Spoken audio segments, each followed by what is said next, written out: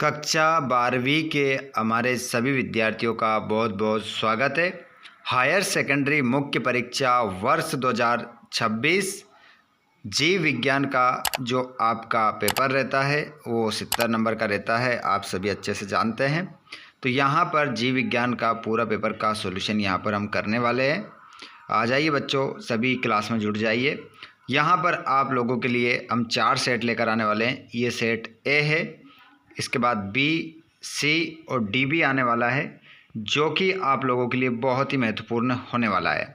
देखिए, पूरा पेपर का हल हम यहाँ पर करने वाले हैं। यदि आप चैनल पर पहली बार आए हैं तो चैनल को जरूर सब्सक्राइब कीजिएगा। चलिए पहले क्वेश्चन पेपर देख लीजिए, उसके बाद देखेंगे इसका सॉल्यूशन। यहाँ पर आप देख सकते हैं पूरा क्वेश्चन पेपर है ये, जिसका सॉल्यूशन हम करने वाले हैं। A to Z प्रश्नों के आंसर यहाँ पर हम देखने वाले हैं। तो जल्दी से जो विद्यार्थी नहीं जुड़ पाए हैं वो सभी जुड़ जाइए, और जो चैनल को सब्सक्राइब नहीं किए हैं चैनल को सब्सक्राइब ज़रूर कीजिएगा, ताकि आपको सभी क्लासेस के वीडियो इसी प्रकार मिल सके। देखिए, यहाँ पर सबसे पहले हम बात करेंगे क्वेश्चन नंबर पहले की। तो यहाँ पर आपको इंग्लिश मीडियम और हिंदी मीडियम में दोनों में ही क्वेश्चन मिलेंगे। तो देखिए, यहाँ पर अगर आप बात करें पहले क्वेश्चन की, तो देखिए भ्रूणपोष में कितने क्रोमोसोम होते हैं। तो इसमें आपका हो जाएगा 3n त्रिगुणित, 3n लिख सकते हैं या फिर आप त्रिगुणित भी लिख सकते हैं। दूसरा क्वेश्चन है बीज में अवशिष्ट बीजांडकाय को क्या कहा जाता है। तो इसे कहा जाता है परिभ्रूणपोष। अगला प्रश्न है सिकल सेल अनीमिया में ग्लूटेमिक अम्ल मेलिन द्वारा प्रतिस्थापित हो जाता है। निम्नलिखित में से कौन सा एक त्रिकूट वेलिन के लिए है।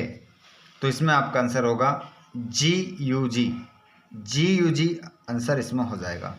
उसके बाद में अगला प्रश्न है कि मलेरिया के मच्छर द्वारा रुधिर में निर्मुक्त उत्पाद जो ठंड तथा बुखार उत्पन्न करता है, तो इसमें होता है हीमोजोइन इसमें आपका आंसर होगा।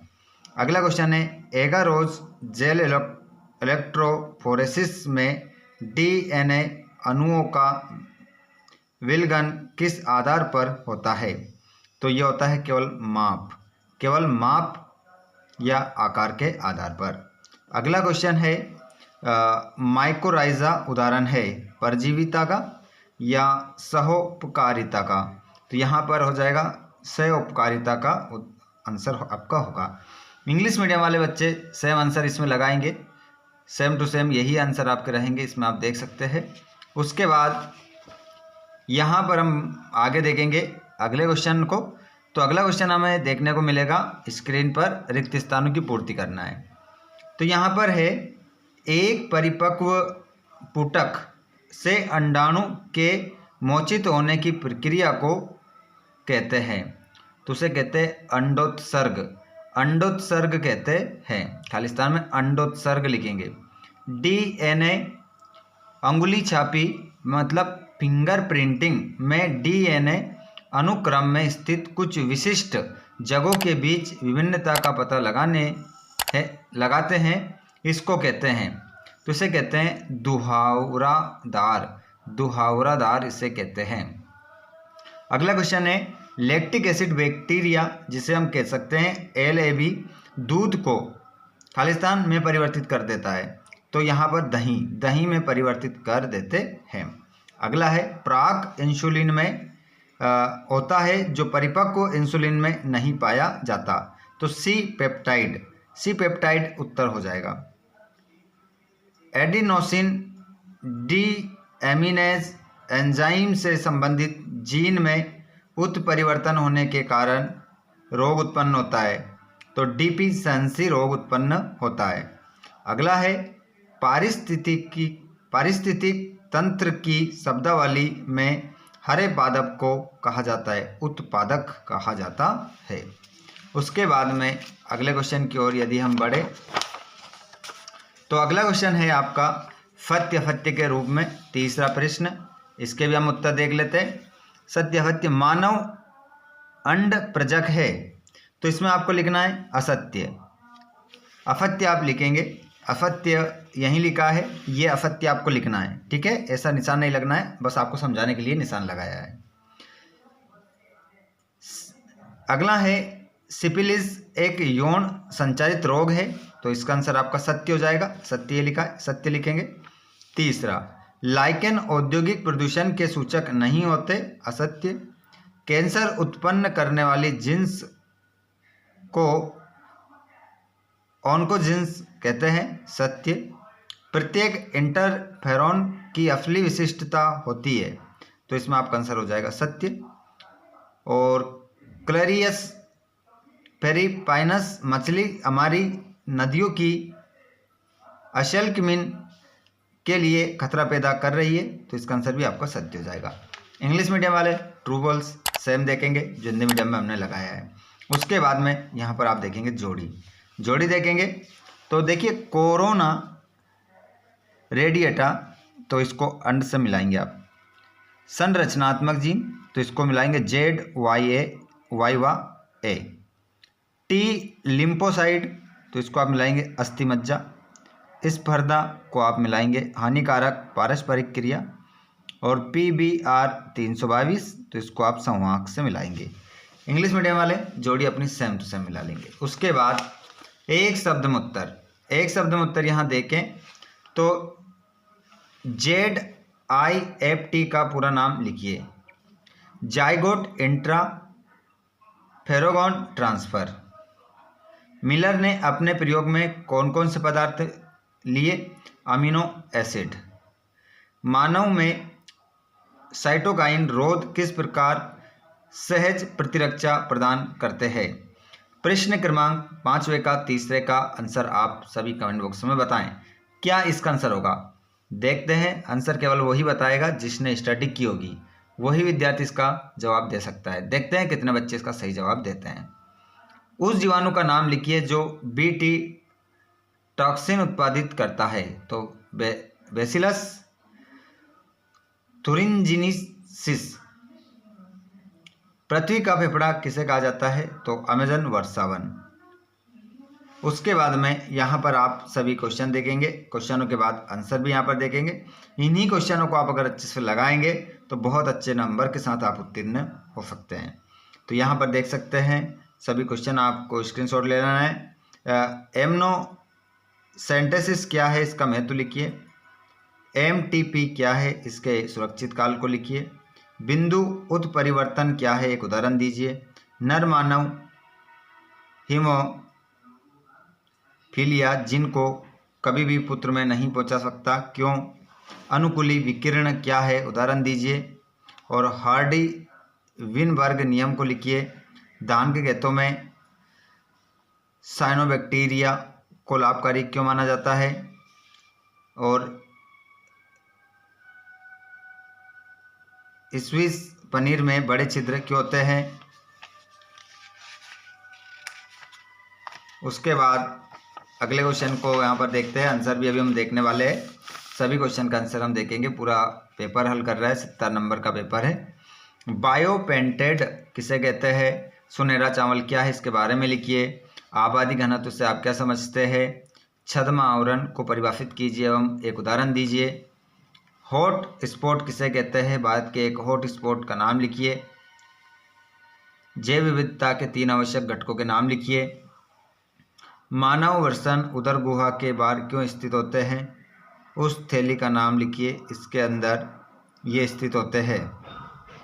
स्त्री जनन तंत्र की आरेख किए, काट का स्वच्छ नामांकित चित्र बनाना है यहाँ पर। उसके बाद में एकल संकर क्रॉस क्या है, रेखाचित्र समझाइए। और से प्रभाविता किसे कहते हैं, उदाहरण देकर समझाइए। उसके बाद भी आप यहाँ पर क्वेश्चन देखेंगे, सभी क्वेश्चनों का स्क्रीनशॉट लेना है आपको, गलती नहीं करना किसी भी प्रकार की, अच्छे से आपको पूरा पेपर हल कर लेना है। आगे अगर आप क्वेश्चन देखें यहाँ, तो जैविक पीड़कनाशियों एवं रासायनिक पीड़कनाशियों में कोई 3 अंतर। बायोगैस संयंत्र का एक नामांकित चित्र बनाना है। ऊर्जा का पिरामिड सदैव सीधा क्यों होता है, स्पष्ट करें। और उत्पादक सकल प्राथमिक उत्पादकता और शीघ्र उत्पादकता के बीच पारस्परिक संबंध का वर्णन करना है। उसके बाद में यहाँ पर क्वेश्चन देख सकते हैं आप, क्वेश्चन नोट कर लो ताकि हम आंसर भी थोड़ा समय लेकर आंसर के लिए भी निकाल सकें। यहाँ पर देख सकते हैं, क्वेश्चन का स्क्रीनशॉट ले लें आप। उसके बाद में अगले क्वेश्चन को देखेंगे। अगला क्वेश्चन रहेगा आपका कि मलेरिया परजीवी के जीवन चक्र का आरेखीय निरूपण कीजिए, या एड्स रोग का वर्णन निम्न बिंदुओं के आधार पर कीजिए। एड्स का पूरा नाम, एड्स के रोगजनक का नाम, एड्स की रोकथाम के 4 उपाय, और पॉलीमरेज श्रृंखला अभिक्रिया का सर्वत्र वर्णन कीजिए, और प्रतिबंधन एंजाइम का वर्णन निम्न बिंदुओं के आधार पर कीजिए। यहाँ पर देख सकते हैं आप, ये पूरा क्वेश्चन पेपर 20 तक कंप्लीट हो जाता है। अब देखते हैं हम आंसर, ठीक है। अभी तक जिन जिन विद्यार्थियों ने वीडियो को लाइक नहीं किया है, वीडियो को लाइक जरूर कीजिएगा, साथ में चैनल को भी सब्सक्राइब करें ताकि आने वाली क्लास का वीडियो आपको मिल सके। सभी विद्यार्थी एक बार क्लास को अपने दोस्तों को शेयर कर दें। चलिए अब हम देख लेते हैं इसके आंसर। पूरे आंसर हम देखेंगे 1 से लेकर तो 20 तक। कुछ प्रश्न तो आप स्क्रीन पर देख रहे हैं, और कुछ मैं आपको हमारे टेलीग्राम ग्रुप या व्हाट्सएप ग्रुप पर भी दूंगा, वहां पर आप जुड़ जाइएगा। अगर आप व्हाट्सएप ग्रुप या टेलीग्राम ग्रुप से नहीं जुड़े हैं तो आप ज़रूर जुड़ जाइएगा, लिंक डिस्क्रिप्शन में हमने दे रखी है। और किसी भी प्रकार की यदि आपको समस्या आती है तो आप हमसे डायरेक्ट संपर्क कर सकते हैं फेसबुक पेज पर आप फॉलो कर सकते हैं, जिसकी लिंक हमने डिस्क्रिप्शन में दे रखी है, या इंस्टाग्राम पर आप फॉलो कर सकते हैं वहाँ पर, और आप बातचीत कर सकते हैं। तो यहाँ पर देखिए, एमनोसेंटेसिस और एमटीपी दोनों का आंसर यहाँ पर बताऊँगा। पहले हम ये देख लेते हैं इसका क्या मतलब है और इसका महत्व लिखना है। एमनोसेंटेसिस का महत्व और क्या है ये, तो देखिए, एमनियोसेंटेसिस एक नैदानिक प्रक्रिया है जिसमें आनुवांशिक असामान्यताओं और जन्मजात विकारों का पता लगाने के लिए एमनियोटिक द्रव का नमूना लिया जाता है।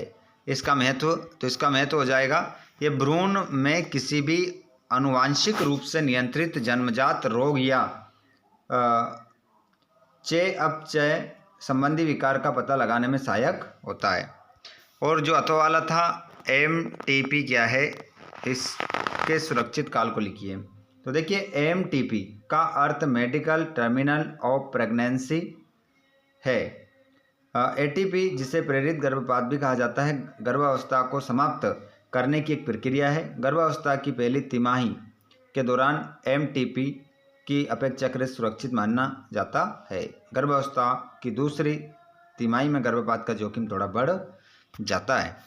उसके बाद में क्वेश्चन नंबर 7वां, बिंदु उत्परिवर्तन और हीमोफीलिया।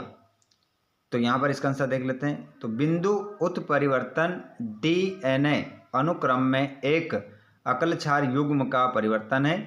ये उत्परिवर्तन जीवन की संरचना को बदल देता है। उदाहरण की यदि बात करें तो सिकल सेल एनीमिया एक आनुवंशिक रक्त विकार जो हीमोग्लोबिन जीन में एक एकल बिंदु उत्परिवर्तन के कारण होता है।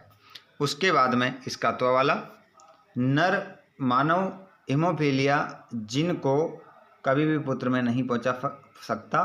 क्यों? तो देखिए, क्योंकि हीमोफीलिया एक एक्स लिंक्ड अप्रभावी विकार है जो नर अपने पुत्रों को केवल वाई गुणसूत्र देते हैं। नर मानव का जीनोटाइप XY होता है। हीमोफीलिया का जीन X गुणसूत्र पर स्थित होता है। पुत्र को पिता से Y गुणसूत्र और माता से X गुणसूत्र विरासत में मिलता है। 8वां वाला क्वेश्चन, अनुकूली विकिरण। 8वां का उत्तर है ये, अनुकूली विकिरण एक ही पूर्वज प्रजाति से विभिन्न प्रजातियों का विकास है जो विभिन्न परिस्थितिक निचेस के अनुकूल होते हैं। उदाहरण, डार्विन की फिंच गैलापागोस द्वीप समूह में जो विभिन्न प्रकार की खाद्य आदतों के अनुसार विभिन्न चोंच आकारों में विकसित हुई है। 8वें तत्व वाला हार्डी विनबर्ग नियम को लिखिए। तो इसका आंसर हार्डी विनबर्ग नियम बताता है कि एक बड़ी यादृच्छिक रूप से प्रजनन करने वाली आबादी में यदि कोई उत्परिवर्तन, चयन या प्रवासन नहीं होता है तो एलील और जीनोटाइप आवृत्तियाँ पीढ़ियों तक स्थिर रहेगी। अगला है साइनोबैक्टीरिया और स्विस पनीर, दोनों ही क्वेश्चन रहेंगे। तो पहले हम देखेंगे धान के खेतों में साइनोबैक्टीरिया को लाभकारी क्यों माना जाता है, ये क्वेश्चन है। तो साइनोबैक्टीरिया वायुमंडलीय नाइट्रोजन को स्थिर करते हैं, जिससे मिट्टी की उर्वरता बढ़ती है और धान की फसल के लिए प्राकृतिक उर्वरक उपलब्ध होता है। अस्कत्व वाला स्विस पनीर में बड़े छिद्र क्यों होते हैं? तो देखिए, स्विस पनीर में बड़े छिद्र प्रोपियोनिबैक्टीरियम शेरमानी नामक बैक्टीरिया द्वारा उत्पादित बड़ी मात्रा में कार्बन डाइऑक्साइड गैस के कारण होते हैं। पनीर के निर्माण के दौरान ये गैस बुलबुले बनाती है, जो पनीर पकने पर बड़े छिद्रों या आंकों के रूप में दिखाई देते हैं। उसके बाद 10वां क्वेश्चन, बायोपेटेंट किसे कहते हैं? तो बायोपेटेंट एक कानूनी अधिकार है जो किसी जीवित जीव या जैविक सामग्री के विशेष उपयोग को नियंत्रित करता है। इसका तो वाला सुनहरा चावल क्या है, इसके बारे में लिखिए। तो देखिए, सुनहरा चावल ओरिजा सेटिवा चावल का एक किस्म है, जिससे बीटा कैरोटीन, जो खाने वाले चावल में प्रो विटामिन ए का अग्रदूत है, के जैव संश्लेषण के लिए जेनेटिक इंजीनियरिंग के द्वारा बनाया जाता है। क्वेश्चन नंबर 11, आबादी घनत्व से आप क्या समझते हैं? तो आबादी घनत्व किसी विशेष क्षेत्र में निवासियों की संख्या को दर्शाता है, जो कि प्रति वर्ग किलोमीटर में व्यक्त किया जाता है। अगला है इसका तो वाला, छद्म आवरण को परिभाषित कीजिए एवं एक उदाहरण दीजिए। देखिए, छद्म आवरण एक प्राकृतिक प्रक्रिया है जिसमें जीव अपने पर्यावरण के साथ मेल खाकर अपने आप को छिपाते हैं। उदाहरण के लिए चितकबरे, सांप। क्वेश्चन नंबर 12 का उत्तर। क्वेश्चन नंबर 12 का अभी भी बहुत सारे विद्यार्थियों ने वीडियो को लाइक नहीं किया है, आप वीडियो को जरूर लाइक कीजिएगा। क्वेश्चन है, हॉट स्पॉट किसे कहते हैं? भारत के एक हॉट स्पॉट का नाम लिखिए। हॉट स्पॉट ऐसे क्षेत्र है जहां जैव विविधता का संरक्षण महत्वपूर्ण है। भारत का एक हॉट स्पॉट हिमालय है। उसके बाद में 12 का तो वाला, जैव विविधता के 3 आवश्यक घटकों के नाम लिखिए।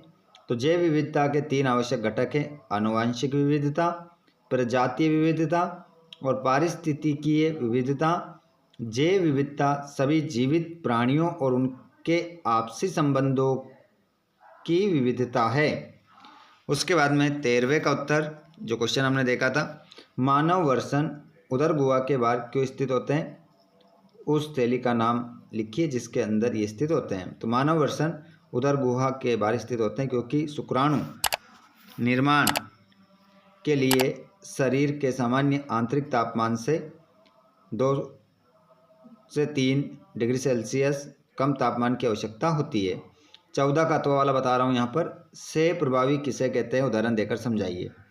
14 का यह वाला क्वेश्चन रहेगा। से प्रभावी वह स्थिति है जिसमें एक जीन के दोनों एलील संकर में खुद को पूरी तरह और समान रूप से व्यक्त करते हैं। इस मामले में कोई भी एलील प्रभावी या अप्रभावी नहीं होता है, बल्कि दोनों एक साथ मौजूद होते हैं और संतान में दोनों पैतृक लक्षण दिखाई देते हैं।